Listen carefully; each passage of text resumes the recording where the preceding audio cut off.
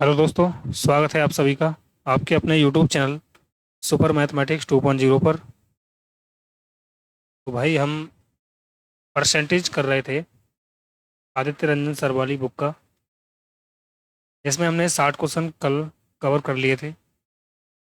हम question number 61 से start करेंगे और देखेंगे भाई कि कितने आसान तरीके से हम इन सभी सवालों को बना सकते हैं।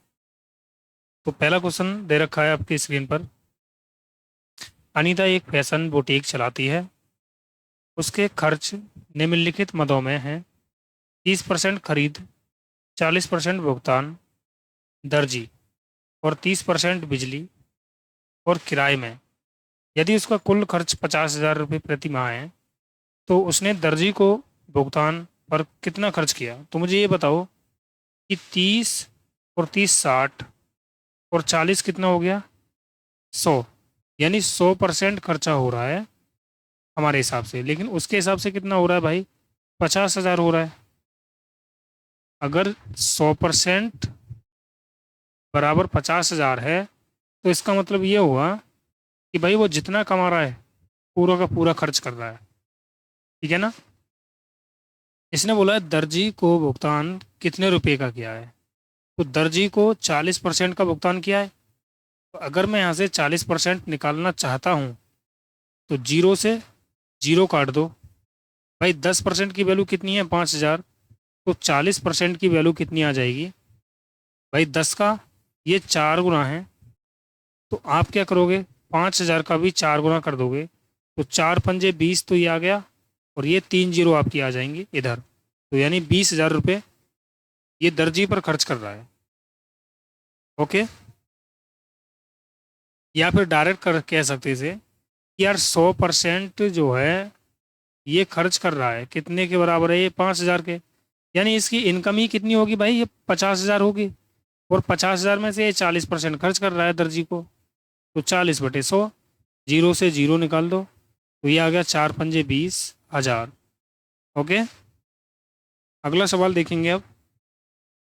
एक छोटे व्यवसाय में निम्नलिखित खर्च शामिल है: 25% खरीद है, स्टॉल वेतन 25%, रख रखाव 50%। यदि कंपनी वेतन पर 2 लाख रुपए खर्च करती है तो रख रखाव पर उसका खर्च क्या है। देखो 25 25 50 और 50 100, यानी 100% वो खर्च कर रहा है। तो इसका मतलब ये अपना पूरा वेतन खर्च कर रहा है। और ये 100% कितना है भाई, 2 लाख के बराबर है, क्योंकि 2 लाख रुपए खर्चा कर रहा है वो। ठीक है ना। यानी वो कमा कितना रहा होगा, 2 लाख रुपए। वो खर्च भी कितना कर रहा है, 2 लाख रुपए। तो मुझे ये बताओ कि 2 लाख रुपए में से इसने बोला है रख रखाव पर कितना खर्च हुआ है। तो रख रखाव पे 50% खर्च हुआ है। यानी 2 लाख का 50% मतलब आधा। 50% आधा होता है ना। तो देखो यार, 50 एकन 50, 50 दूनी 100। ओके। अब 2 एकन 2 और 2 एकन 2, यानी ये कितना आ गया, 1 लाख आ गया, जो कि ये रख रखाव पर खर्च कर रहा है।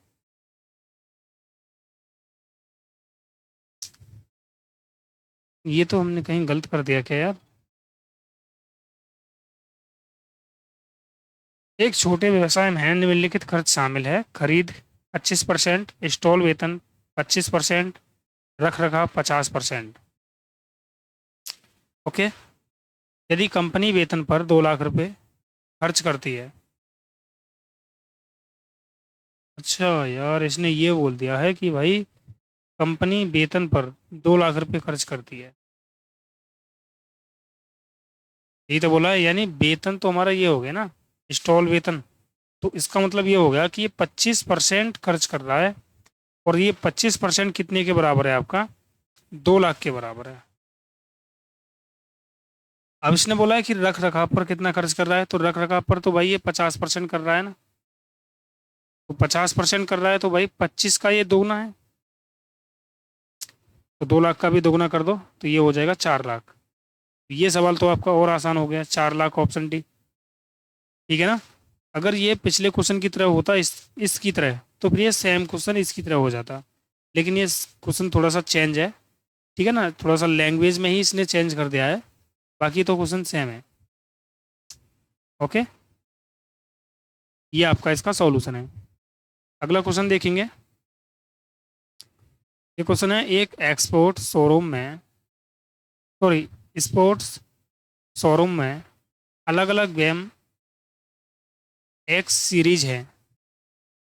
स्विमिंग एक्सेस सीरीज की 50%, आउटडोर गेम एक्सेस सीरीज की 40% और इंडोर गेम की 10% बिक्री होती है।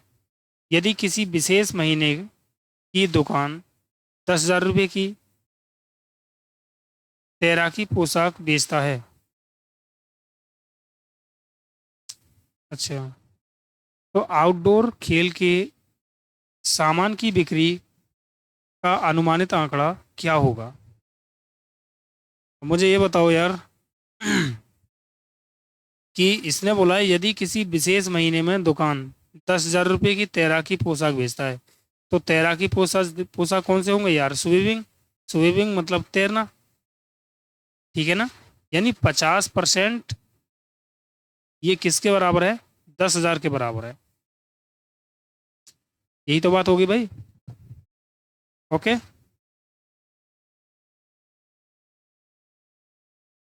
भाई 50% जो बिक्री कर रहा है वो स्विमिंग कर रहा है, और उसके हिसाब से कर रहा है ये 10,000 की। लेकिन इसने बोला है आउटडोर खेल के सामान की बिक्री का अनुमानित आंकड़ा। तो आउटडोर कितना है भाई? 40%, यानी हमें 40% की वैल्यू चाहिए। तो मैंने जीरो से जीरो काट दिया। 5% की वैल्यू कितनी आ गई हमारे पास? ये आ गई आपकी 1,000। तो 40% की वैल्यू कितनी आ जाएगी? तो 5 का 40 कितना गुना है? 8 गुना। तो इसका भी 8 गुना कर दो भाई। तो ये कितना हो जाएगा? 8,000 रुपये, जो कि ऑप्शन नंबर ए हमारा हो जाएगा। ओके, अगला सवाल देखेंगे। देखो, आरपीएफ कांस्टेबल में पूछा गया क्वेश्चन है 2019 में। नेशनल लेवल टेस्ट में 500 छात्र परीक्षा के लिए उपस्थित हुए। उन छात्रों में से 42% छात्रों को 81 से 100% अंक मिले। 42% जो छात्र हैं भाई, इनको 81 से 100% अंक मिले हैं। 25% छात्रों को 61 से 25% छात्र जो हैं उन्हें 61 और 80 के बीच प्राप्त हुए हैं। शेष छात्रों को 41 से 60 के बीच प्राप्त हुए हैं। तो इसने बोला है उन छात्रों की संख्या ज्ञात करें जिनको 41 से 60% अंक मिले हैं। ठीक है ना? अब मुझे ये बताओ यार कि भाई टोटल छात्र तो होंगे 100%, और इन 100% की वैल्यू उसने 500 दे रखी है या नहीं? हमें अब कितने की वैल्यू निकालनी है ये देखना है भाई। 42 और 25, ये कितना हो गया? 67। 100 में से 67% हो गया, तो 23% बच गया। 33%, सॉरी। यानी 33% ऐसे छात्र हैं जिन्हें 41 है ना, यहाँ पर 41 होगा, 41 से 60% अंक मिले हैं 500 में से। तो यहाँ तो आप ऐसे कर लो कि भाई 100% की वैल्यू ये है, तो 33% की वैल्यू कितनी हो जाएगी? तो 33% की जो वैल्यू आ जाएगी वो कितनी आ जाएगी? ये आ जाएगी, देखो, 2 जीरो से 2 जीरो कैंसिल हो जाएंगे। तो 33 गुणा 5, यानी 5 या 15, और 5 या 15 और 2 17, यानी 175। ऑप्शन बी हमारा करेक्ट हो जाएगा। 5 या 15, 5 या 15 और 16 हो जाएगा। अरे 165 हो जाएगा। ऑप्शन ए होगा इसका, ठीक है? ऑप्शन ए इसका करेक्ट हो जाएगा। या फिर आप इसे डायरेक्ट ऐसे कर सकते थे भाई कि भाई यहाँ पर देखो 33% 500 में से है, तो 500 का हम 33% निकाल देंगे। 33/100, जीरो से जीरो काट दिया मैंने। 5 या 15, 5 या 15 और 1 16, 165 आ गया। ये करने की आपको ज़रूरत नहीं है, डायरेक्ट ही आ जाएगा फिर। ओके, अगला क्वेश्चन देखेंगे अब। 60 छात्रों की एक परीक्षा में 60% लड़के हैं। यदि 25% लड़कियां साइकिल से स्कूल जाती हैं, है ना? मुझे ये बताओ कि अगर बॉयज 60% हैं तो गर्ल्स कितनी होंगी? 40% होंगी। और 60 और 40 का अगर मैं रेशियो बनाऊं तो 20 तिया 60 और 20 दूनी 40, यानी 3:2 हो जाएगा ये। ठीक है ना। और 3:2 का मतलब हो गया ये टोटल छात्र 5 हैं, लेकिन उसने बोल दिया कि ये 60 हैं। तो एक की वैल्यू कितनी आई? 12। तो 3 की वैल्यू कितनी हो जाएगी? 36। और 2 की वैल्यू कितनी हो जाएगी? 24। यानी 24 लड़की हैं और 36 क्या हैं आपके? लड़के। अगर आप रेशियो में नहीं बनाना चाहते हो तो डायरेक्ट भी कर सकते हो इस तरीके से कि भाई 60 स्टूडेंट हैं और इनमें से 60% लड़के हैं, तो 60% लड़के का मतलब हो गया 36। अगर 60 में से 36 लड़के हैं तो 24 क्या होंगी? लड़कियां होंगी। ये करने की फिर कोई ज़रूरत नहीं है, ठीक है ना, ऐसे भी कर सकते हो। अब इसने बोला यदि 25% लड़कियां साइकिल से स्कूल आती हैं तो उन लड़कियों की संख्या ज्ञात कीजिए जो साइकिल से नहीं आती हैं। भाई लड़कियां टोटल कितनी हैं? 24। अगर टोटल लड़की 24 हैं और 24 में से 25% लड़की ऐसी हैं जो साइकिल से आती हैं, तो 75% लड़की ऐसी होंगी जो साइकिल से नहीं आएंगी। ठीक है। तो भाई 75% निकाल दूं मैं 24 का। 75% का मतलब होता है 75/100। और 75/100 को जब मैं 25 से काटूंगा तो 25 तिया 75, 25 चौक 100, 4 एकन 4, 4 छिंग 24। तो यह आ गया आपका 6 तिया 18। तो 18 लड़कियां ऐसी हैं जो कि भाई किससे नहीं जाती? इसकी साइकिल से नहीं जाती हैं।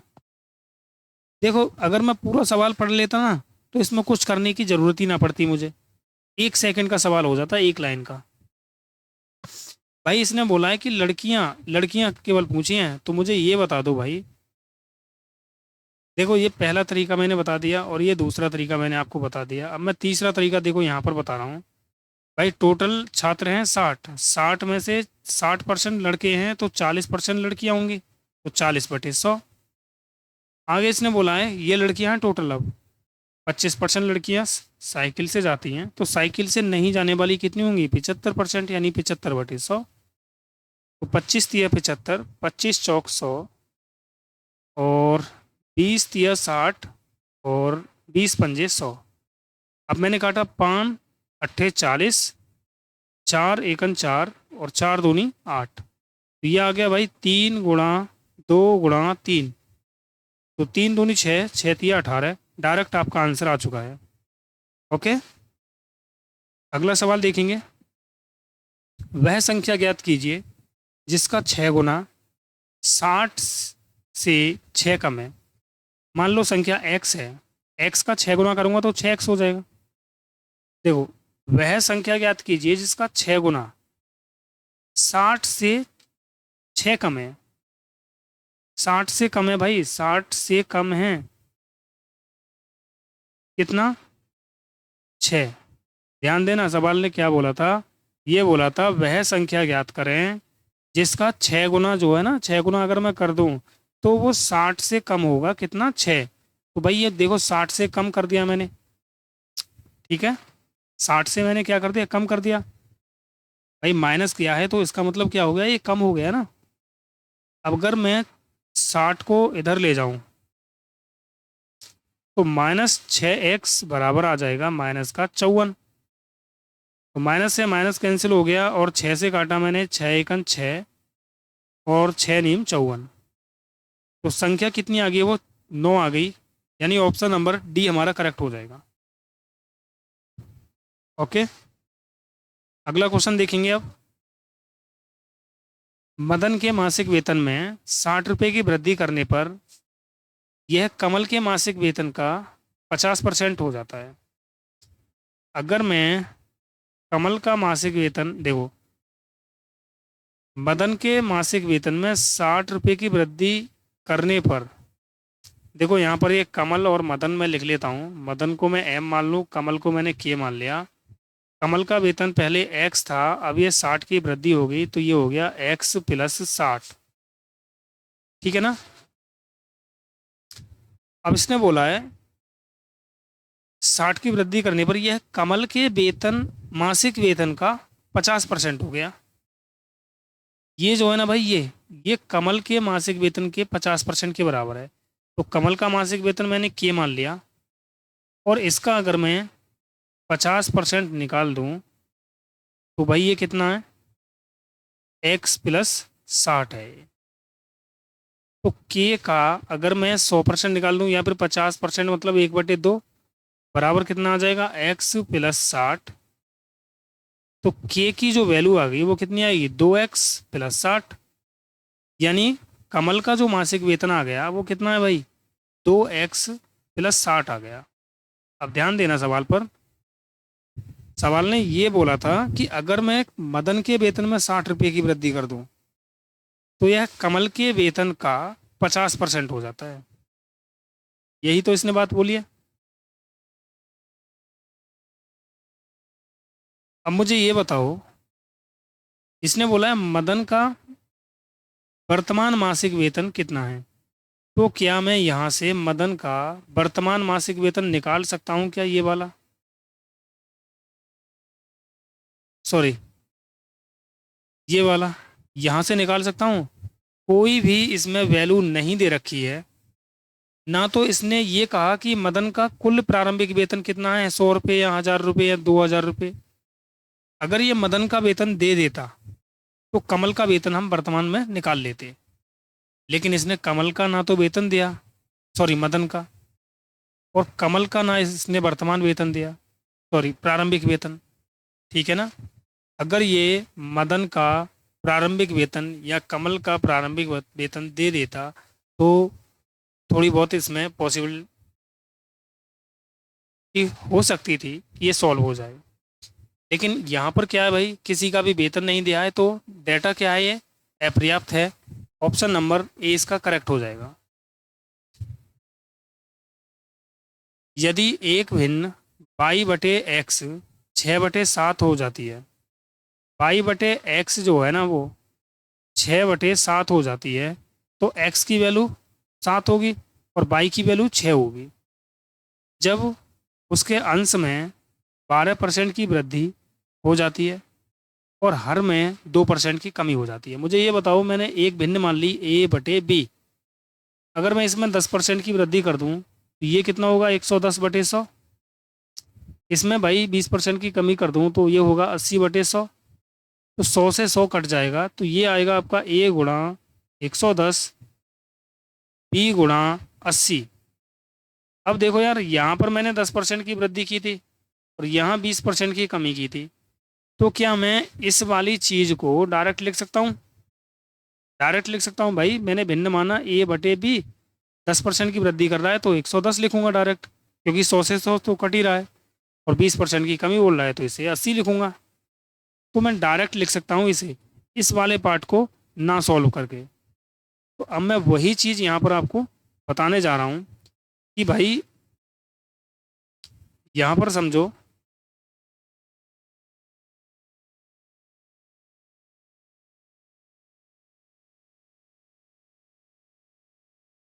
कि अगर मैं पाई के वेतन में, इसने क्या बोला है, पाई देखो, ये 6/7 कब प्राप्त होता है तुम्हें पता है। इसने बोला है जब उसके अंश में 12% की वृद्धि, यानी ये हो गया 112, और हर में क्या कर रहा है ये 2% कमी, यानी ये 98 इंटू, ऐसा करने पर 6/7 प्राप्त हो रहा है। तो इसने बोला मूल भिन्न कितनी है, तो मूल भिन्न कितनी है हमारे पास, y/x है। अब देखो यार, 7 से काटूं 14 बार कटेगा, ठीक है, 7 से 14 बार कट जाएगा ये, और 7 से 16 बार कट जाएगा, ठीक है ना। तो y/x क्रॉस मल्टीप्लाई कर रहा हूँ, 6×14/16/7। अब यहाँ से जो भी कट रहा है उसे हम काट लेंगे। देखो, 7 दूनी हो गया 14, अब 6 दूनी कितना हो गया, ये 12/16, तो 4×3 = 12 और 4×4 = 16, यानी मूल भिन्न कितनी आ गई, 3/4। ऑप्शन नंबर ए इसका करेक्ट हो जाएगा। अगला क्वेश्चन देखेंगे। यदि किसी भिन्न के अंश में 80% की वृद्धि की जाती है और भिन्न के हर में 120% की वृद्धि की जाती है, तो परिणामी भिन्न 7/22 होती है। मूल भिन्न क्या है? मैंने भिन्न माना x/22 है। भिन्न के अंश में 80% वृद्धि यानी 180, हर में 120 की वृद्धि यानी 220 हो गया। और ऐसा करने पर भिन्न क्या हो रही है भाई? 7/22 प्राप्त हो रही है। तो 22 × 22, जीरो से जीरो काट दी मैंने यहाँ पर। मैंने काटा 22 × 22 और ये 22 × 22, क्रॉस गुणा करूंगा तो x/22 ये आ जाएगा 7/18। 7/18 ऑप्शन नंबर ए हमारा करेक्ट हो जाएगा। ओके, तो बटे में 100 लिखने की कोई ज़रूरत नहीं है आपको बार बार। जब हमें पता है कि 100 भाई कट जाती है नीचे वाले 100 से, तो मैं डायरेक्ट ही वैल्यू रखूंगा फिर। अगला क्वेश्चन देखो, जैसे एक छात्र ने गलती से एक संख्या को 5/2 के बजाय 2/5 से गुणा कर दिया। गणना में हुई त्रुटि ज्ञात करें। देखो यार, मान लो कि एक संख्या 100 थी और 100 को 5/2 की बजाय इसने 2/5 से गुणा कर दी, तो 5 दूनी 10 और 20 दूनी 40 प्राप्त कर लिया इसने। 2 से ये 50 बार कटा और 50 पंजे 250। भाई इसे 250 प्राप्त करना था लेकिन इसने 40 प्राप्त कर लिया, तो इसने कितना कम प्राप्त किया है भाई? 210। कितने से? 250 से। परसेंट के लिए क्या करोगे? 100। तो जीरो से जीरो कट गया, 25 चौक 100, तो 21 चौक 84% हमारा करेक्ट आंसर हो जाएगा। दूसरा तरीका देखो इसका क्या है। अगर ये 5/2 की बजाय 2/5 से गुणा करता है तो क्रॉस गुणा कर देंगे। 5 25 और 2 दूनी 4।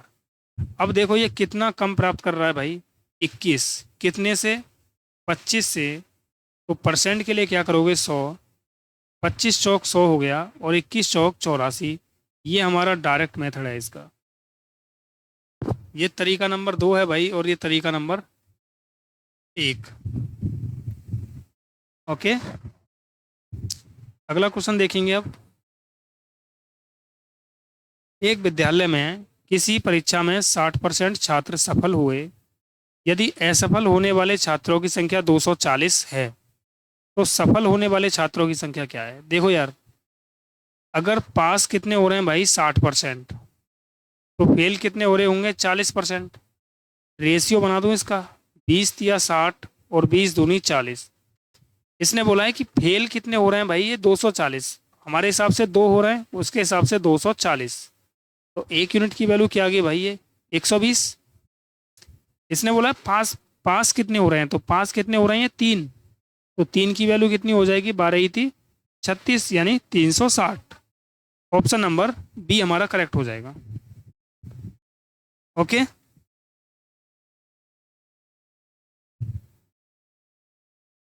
अगला क्वेश्चन देखेंगे अब।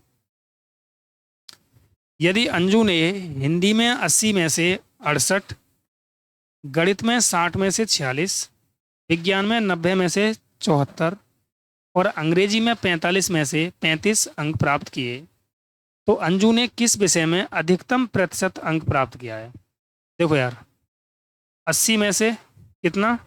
68 प्राप्त किया है हिंदी में। ठीक है, तो यहाँ तो एक तरीका यह है कि परसेंट के लिए आप 100 से गुणा कर दो। 20 चौक 80, 20 पंजे 100, 4 से काटा ये 17 बार और 17 पंजे 85% इसने यहाँ प्राप्त किया है। मैथ में कितना किया है भाई? 60 में से 46, परसेंट के लिए 100, तो 20 तिया 60 और 20 पंजे 100, तो ये 5 की गुणा करते हैं तो कितना आ जाता है भाई? 230/3%, या फिर ये हो जाएगा 3 सत्ते 21, 21 2 बचा 3 चिंग 18, मतलब अप्रोक्स में कुछ इतना आ जाएगा। आगे इसने साइंस में कितना किया है भाई? 90 में से 74, परसेंट के लिए कितना? 100। जीरो से जीरो काटा तो ये आ गया आपका 740/90%। सॉरी, 740/9। 9 से भाग करूंगा तो ये आ जाएगा 9 × 8 = 72, 9 दूनी 18 है, ये भी 82 पॉइंट कुछ आएगा। अंग्रेजी में इसने कितना किया है भाई, 45 में से 35 अंक प्राप्त किए हैं, तो परसेंट के लिए 100, 5 निम 45, 5 सत्ते 35, तो ये आ गया आपका 700/9%। या फिर कर सकते हैं 9 सत्ते 63, ये 70 पॉइंट कुछ वगैरह ऐसा आएगा करके, चलो कर लेते हैं। 9 सत्ते 63, 7 बचा, और 9 सत्ते 63, 77 पॉइंट कुछ आ जाएगा ये। तो ये देखो आप यहाँ 85% किए, यहाँ 76, यहाँ 82, यहाँ 77। इसने बोला है अधिकतम प्रतिशत, तो अधिकतम प्रतिशत किसमें क्या है, इसने हिंदी में 85% क्या है भाई इसने हिंदी में। ओके, तो भाई ऑप्शन नंबर 20 का करेक्ट हो जाएगा। अगला क्वेश्चन देखेंगे। सचिन गणित में 70% अंक और विज्ञान में 60% अंक प्राप्त करता है। मान लीजिए कि दोनों विषयों के पूर्णांक समान हैं, तो सचिन को दोनों विषयों में कुल कितने प्रतिशत अंक प्राप्त हुए हैं। इसे करने के बहुत सारे तरीके हैं, इसका एवरेज निकाल दो तब आपका आंसर आ जाएगा 65। ओके, देखो मान लेते हैं कि भाई दोनों विषयों में देखो इसमें भी 100 थे और इसमें भी 100 थे, तो इसमें इसने 70% किए, तो 70/100, 0 से 0 कटा, तो ये आ गया 70 अंक प्राप्त किए हैं इसने मैथ में। साइंस में कितने किए हैं भाई, 100 में से 60, तो ये हो गया भाई 100 से 100 कैंसिल, 60, 7 और 70 कितना हो गया, 130 अंक प्राप्त किए हैं। 100 और 100 कितना हो गया, 200 में से। परसेंट के लिए क्या करोगे, 100, 2 0 से 2 0 कैंसिल, 2 से 130 को काटूंगा तो ये 65 बार कट जाएगा, ये 65 दूनी कितना हो गया, 130। पहला तरीका तो ये है इसका। दूसरा तरीका इसका ये है कि मान लो मैथ और साइंस डेविएशन मेथड यूज कर रहा हूँ, कौन सा वाला, एवरेज वाला। मैथ में इसने 70% किए हैं और साइंस में इसने मैथ में भी इसने मैथ का इसमें 1 पूर्णांक था और साइंस का भी इसमें 1 पूर्णांक था, लेकिन मैथ में इसने कितने अंक प्राप्त किए हैं भाई, 70, और साइंस में इसने 60% प्राप्त किए हैं। तो मान लो कि इसने भाई 60% ही प्राप्त किए होंगे अंक, डेविएशन मेथड यूज कर रहा हूँ, तो 60 से यहाँ पर देखो ना तो कम ना ज़्यादा, यानी 0 है, लेकिन यहाँ पर ये 10 ज़्यादा कम 10 ज़्यादा कर रहा है। अगर ये 10 ज़्यादा कर रहा है तो इस वाले 10 को हम दोनों में बराबर बराबर बांट देंगे। दोनों में बराबर बराबर बांटेंगे तो 10 में 2 से भाग कर देंगे, क्योंकि 1 और 1 2 हो गया, तो 2 पंजे 10 और ये आ गया आपका 65। ठीक है ना। दूसरा तरीका इस देखो, ये आपका तीसरा तरीका बता रहा हूँ अब मैं। तीसरा तरीका इसका ये है कि भाई मैथ और साइंस है, इसमें भी इसने देखो, जब भी दोनों में पूर्णांक क्या है, समान है, यानी इसमें भी 100 होगा और इसमें भी 100 होगा मान लो, तो इसमें इसने 70% किए हैं और इसमें इसने 60%। तो भाई इसने बोला है कुल कितना प्रतिशत प्राप्त हुआ है, इन दोनों का मिला के कुल कितना प्रतिशत है। तो भाई जब भी हम कुल प्रतिशत निकालेंगे ना सभी का मिला के, तो उसका मतलब होता है कि इसने एवरेज पूछ लिया है।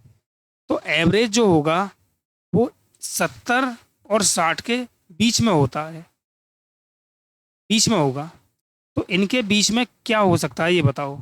तो एक तरीका तो ये एवरेज निकालने का आपको पता होगा कि भाई दोनों संख्याओं का योग करके कुल योग बटे कुल संख्या, 130/65, 65 आ गया।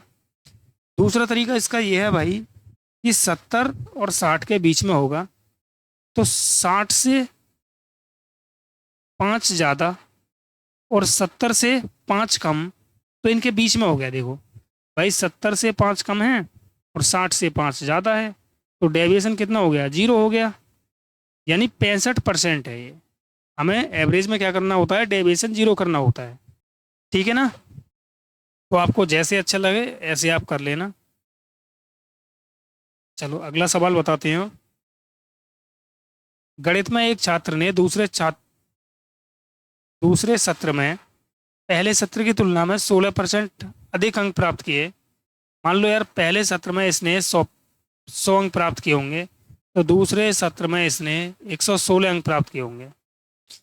यदि उसे दूसरे सत्र में 87 अंक मिले, यानी कि रेशियो में बना लो, तो 4 दूनी 8, 4 से कट रहा है, 4 से 25 बार कट रहा है ये, 4 दूनी 8 और 4 9 36। दूसरे सत्र में हमने 29 अंक प्राप्त किए हैं, लेकिन ये कह रहा है कि यार 87 किए हैं, तो 29 तिया 87, यानी 29 से 3 बार कट गया। एक यूनिट की वैल्यू 3 है, तो भाई इसने बोला पहले सत्र में कितने अंक मिले प्राप्त किए, तो पहले सत्र में इसने 25 किए थे, तो 25 की वैल्यू कितनी आ जाएगी, 25 तिया 75। ऑप्शन सी हमारा करेक्ट होगा। ओके, अगला क्वेश्चन देखेंगे, और भाई ये आज का लास्ट क्वेश्चन होगा। इससे आगे के क्वेश्चन हम नेक्स्ट क्लास में करेंगे। जो भी भाई क्लास को पहली बार देख रहे हैं वो चैनल को सब्सक्राइब कर लें, वीडियो को लाइक कर दें और शेयर कर दें। ओके, यह आपका भाई आदित्य रंजन सर वाला 4000 प्लस मैथ चल रहा है, और एक आपका यूथ कंपटीशन वाला मैथ भी चल रहा है, जिसमें हम मैन्सुरेशन करा रहे हैं। उसमें आपकी 9 क्लास हो गई हैं, और 10वीं क्लास भी आपकी चल रही है। ओके, देखो, निम्न तालिका परीक्षा में भाग लेने वाले छात्रों के परिणाम दिखाती है। उत्तीर्ण छात्रों का प्रतिशत क्या है। देखो यार, टोटल छात्र कितने हैं भाई, 150, और 100 कितने हो गए, 250। 250 में से उत्तीर्ण कितने हैं भाई, 150। परसेंट के लिए क्या करोगे, 100। 2 जीरो से 2 जीरो खत्म हो गई, 2 से काटा, 2 एकन 2, 2 से काट रहा हूँ, 2 सत्ते 14 और 2 पंजे 10। तो पास जो हो रहे हैं छात्र कितने हैं, 75% छात्र पास हो रहे हैं। क्या कर दिया मैंने यार, कुछ और भी है क्या सवाल में नीचे।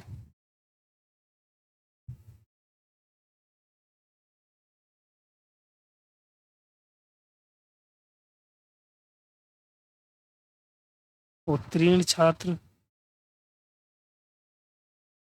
अरे यार ये गलत कर दिया भाई मैंने, यहाँ पर ये 250 बनेगा।